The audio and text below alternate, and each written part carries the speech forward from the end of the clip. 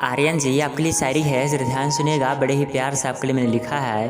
शायरी की क्लाइंट भी अच्छा लगेगा तो ज़्यादा से ज़्यादा शेयर करिएगा, लाइक करिएगा और चैनल को भी ज़रूर सब्सक्राइब कीजिएगा।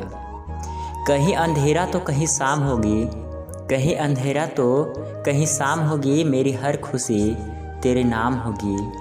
कभी मांग कर देख हमसे ए दोस्त, कभी मांग कर देख हमसे ए दोस्त, होठों पर हंसी और हथेली पर जान होगी, हथेली पर जान होगी।